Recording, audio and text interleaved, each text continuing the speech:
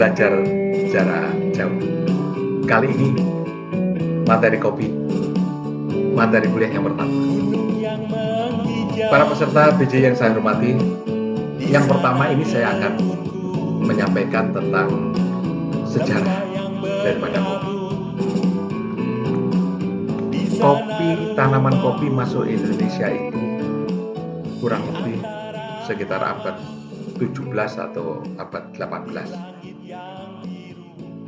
Ditanam oleh VOC, yaitu di Sumatera, Bali, dan Sulawesi.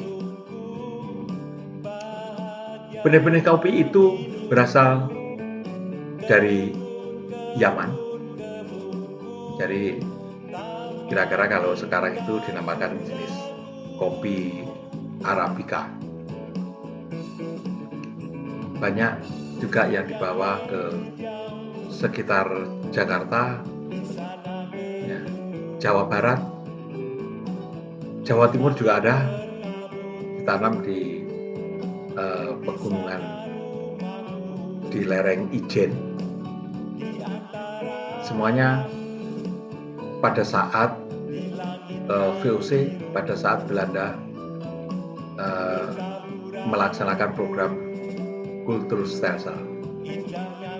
Kopi berkembang terus, berkembang baik karena banyak lokasi-lokasi di Indonesia ini yang cocok untuk tanaman kopi. Jadi yang pertama kali mengembangkan kopi di tanah air kita adalah memang Belanda, karena pada waktu itu saat atau waktu penjajahan Belanda. Lalu pada tahun 1876 sampai 1878 muncullah penyakit Hemilia Fastatrich karat daun.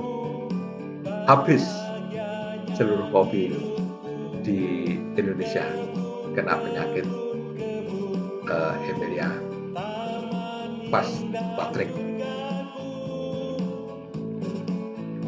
Perkembangannya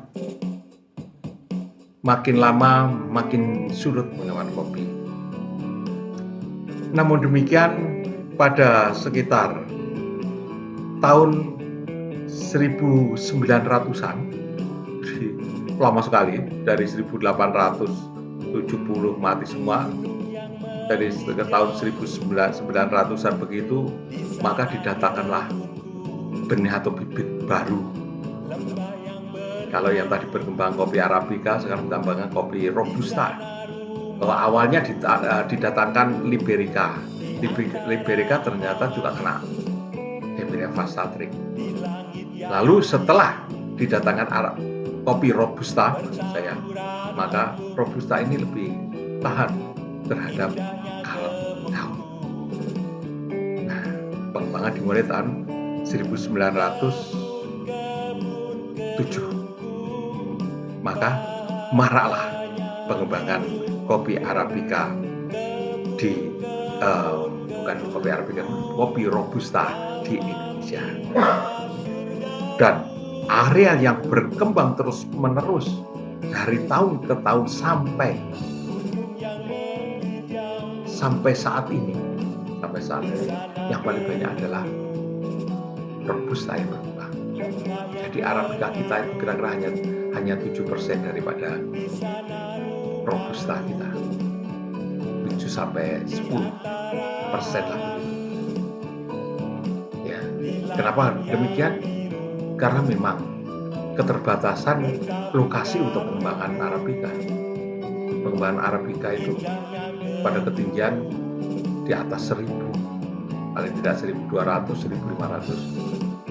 Karena saya khawatir nanti ada yang bertanya, kenapa Pak kok bukan Arabica yang mempunyai kualitas yang bagus, yang cita rasa yang paling baik, yang dikembangkan, kok justru Robusta? Robusta ini tahan banting, Robusta ini mudah dikembangkan, Robusta ini wilayah pengembangannya lebih luas daripada Arabica karena ketinggian tempatnya berada di dataran bawah. 100 dpl sudah bisa untuk tanam robusta. Dan yang paling banyak lokasi kita di seluruh Indonesia itu yang paling banyak adalah sekitar 100, 200, 300. Di atas pun di atas 1000 juga sudah terbatas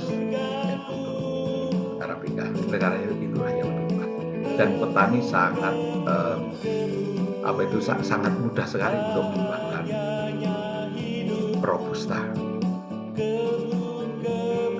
Bapak Ibu sekalian, lalu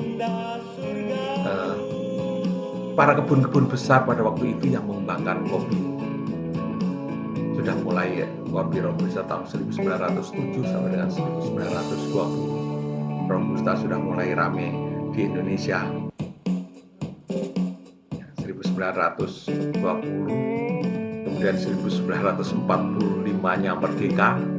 Lalu setelah merdeka tahun 1950-an itu 1955 sampai 1957 maka diadakan nasionalisasi perkebunan yang ada di Indonesia.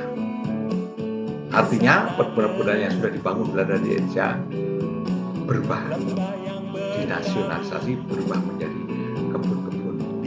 Ada yang menjadi milik pemerintah,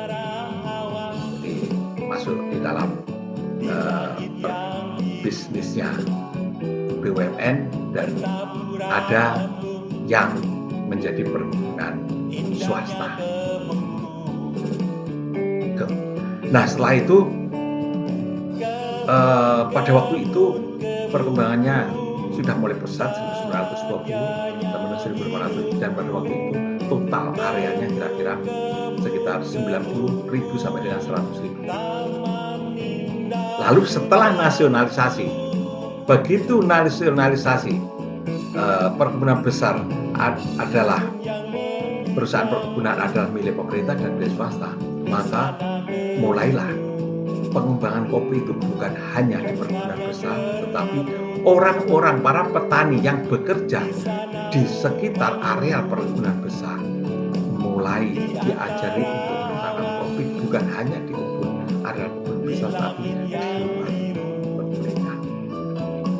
Jadi dia kalau setelah bekerja di kebun, kemudian keluar dari kebun, dia memiliki tanah di luar perkebunan, itu maka dia mulai bertanam. Setelah rakyat mulai bertanam kopi, maka naiknya area sangat cepat sekali. Sekarang ini kira-kira sekitar 600 sampai 700 ribu hektar area kopi kita robusta.